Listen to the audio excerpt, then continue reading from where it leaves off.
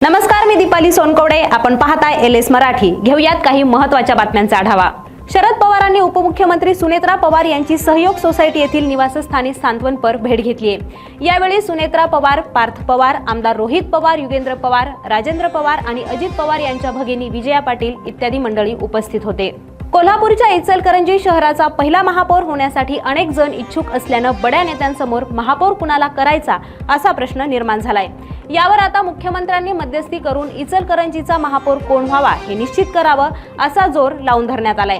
आमदार आणि माजी आमदार यांच्या अध्यक्षतेखाली बैठक होऊन महापौर पदाची नावं ही बंद लिफाफ्यातून मुख्यमंत्री फडणवीसांकडे पाठवण्यात आली आहेत. तर मुख्यमंत्र्यांच्या निर्णयानंतर मंत्री चंद्रकांत पाटील हे इचलकरंजीत उद्या महापौर पदाच्या उमेदवाराच्या नावाची घोषणा करणार आहेत. नाशिकमध्ये राजकीय घडामोडींना वेग आलाय. महापौर पदाच्या निवडणुकीसाठी शिंदेच्या शिवसेनेने मनसेसोबत युती केली आहे. मनसे आणि शिंदे गटाने एकत्र गट स्थापन केलाय. शिंदेच्या शिवसेनेला 26 जागांवर तर मनसेला एका जागेवर यश मिळाले. नांदेडच्या कंधार तालुक्यातील सावळेश्वर गावात मोठ्या प्रमाणावर बोगस जन्म प्रमाणपत्र देण्यात आल्याचा गंभीर प्रकार समोर आलाय. या गावची मूळ लोकसंख्या ही केवळ 1700 इतकी असताना मे 2025 ते नोव्हेंबर 2025 या कालावधीत तब्बल 15,570 नावं ही जन्म नोंदणीमध्ये वाढवण्यात आल्याचा प्रकार उघड झालाय. ही गँग 5हून अधिक राज्यांमध्ये कार्यरत असून या घोटाळ्यासाठी परदेशातून आर्थिक मदत येत असल्याची भीती किरीट सोमय्या यांनी व्यक्त केली आहे.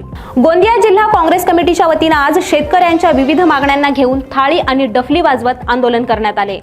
धान्य उत्पादक शेतकऱ्यांना बोनस देण्यात यावं तसेच धनाचे प्रलंबित चुकारे शेतकऱ्यांना तात्काळ देण्यात यावेत या प्रमुख मागणीला घेऊन हे आंदोलन करण्यात आले.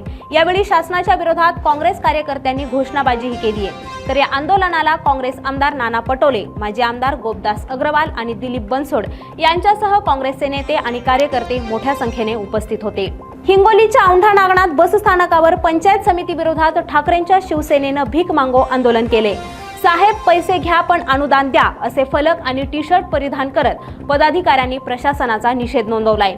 शासकीय योजनांच्या अनुदानासाठी अधिकाऱ्यांकडून पैशांची मागणी होत असल्याचा गंभीर आरोप सुद्धा यावेळेस करण्यात आलाय. गडचिरोली जिल्ह्यातील 562 गावांना पहिल्या टप्प्यात नानाजी देशमुख कृषी संजीवनी प्रकल्पाच्या माध्यमातून समृद्ध करण्याचा प्रयत्न केला जाणार आहे.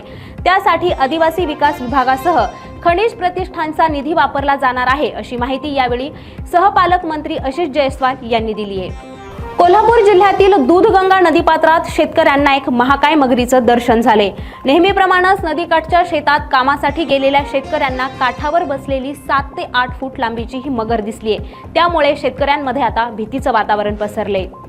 हिंगोलीच्या सेनगावमध्ये चाकूचा धाक दाखवत 30 लाखांचा ऐवज लुटणाऱ्या आंतरजिल्हा दरोडेखोर टोळीला स्थानिक गुन्हे शाखेनं जेरबंद केले. हिंगोली जिल्ह्यातून 6 आरोपींना अटक करत संपूर्ण मुद्देमाल जप्त करण्यात आला असल्याची माहिती ही जिल्हा पोलीस अधीक्षकांनी दिली आहे. बुलढाण्यात 10वी आणि 12वीच्या परीक्षा कॉपीमुक्त आणि भयमुक्त वातावरणात पार पाडण्यासाठी शिक्षण विभाग आता सज्ज झाले. 12वीची परीक्षा ही 10 फेब्रुवारीपासून सुरू होत असून जिल्ह्यातील 35,211 विद्यार्थी हे 117 परीक्षा केंद्रांवर परीक्षा देणार आहेत. तर 10वीची परीक्षा ही 20 फेब्रुवारीपासून सुरू होणार आहे आणि यात 40,000पेक्षा अधिक विद्यार्थी हे 161 परीक्षा केंद्रांवर परीक्षा देणार आहेत. तर या होत्या काही महत्त्वाच्या बातम्या. बुलेटिनमध्ये इथेच थांबतोय. पाहत रहा LS मराठी.